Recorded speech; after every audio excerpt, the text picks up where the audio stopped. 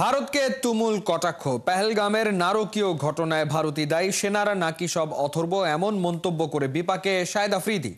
সাবেক পাক অলরাউন্ডারকে ইন্ডিয়ান ক্রিকেটাররা তো বটেই, পাকিস্তানে তার সাবেক সতীর্থরাও তুলোধুনো করছেন, যার জেরে ভারতে নিষেধাজ্ঞার মুখে পড়েছেন আফ্রিদি। বিস্তারিত পার্থ বণিকের রিপোর্টে। কাশ্মীরের পেহেলগামে অ্যাটাক, ভারত পাকিস্তান দুই দেশই দিচ্ছে যুদ্ধের ডাক। তবে দুই প্রতিবেশী ব্যাটেলে নামার আগে লড়াইয়ে নেমে গেছেন শাহিদ আফ্রিদি ও শিখর ধাওয়ান। সামাজিক যোগাযোগ মাধ্যমে একে অন্যের দিকে ছুটছেন কথার বল্লম। সেই বল্লমের ধারে এখন উত্তেজনা সীমান্তের দুই পারে। 27 এপ্রিল পাক গণমাধ্যম সামা টিভির এক টক শোতে অংশ নিয়েছিলেন শাহিদ আফ্রিদি। সেখানে পাকিস্তানের প্রতি আক্রমণাত্মক আচরণের জন্য রীতিমতো ধুয়ে দেন ভারতকে। দেশটির সেনাবাহিনীকে উদ্দেশ্য করে বলেন, কাশ্মীরে 8 লাখ সেনা সদস্য থাকার পরেও এমনটা হয়ে গেল। এর মানে তারা অযোগ্য, অকর্মণ্য। তারা নিজ দেশের মানুষকে নিরাপত্তা দিতে পারেনি। ব্যাস, বলতে দেরি নেই, সীমান্তের ওপার থেকে কামান দেখে বসেন শিখর ধাওয়ান। সাবেক ভারতীয় ক্রিকেটার এক্স হ্যান্ডেলে আফ্রিদির ওই নিউজের লিঙ্ক পোস্ট করে লেখেন, কারগিলেও তোমাদের হারিয়েছিলাম, এরই মধ্যে এতটা নিচে নেমেছো, আর কত নিচে নামবে? অহেতুক কমেন্টস পাস করার চেয়ে ভালো নিজ দেশের উন্নতিতে মাথা খাটাও।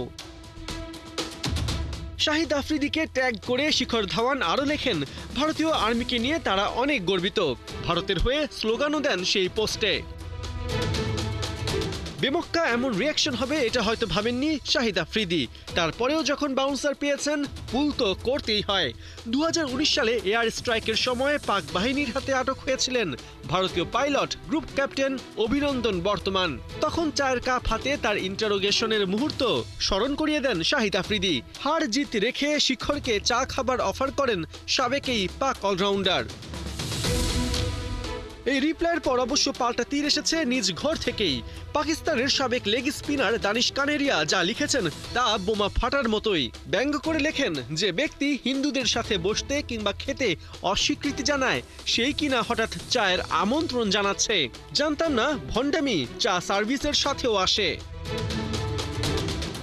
শাহিদ আফ্রিদির মন্তব্য ঘিরে ওঠা শোরগোলে এরই মধ্যে ভারতে নিষিদ্ধ করা হয়েছে তার ইউটিউব চ্যানেল।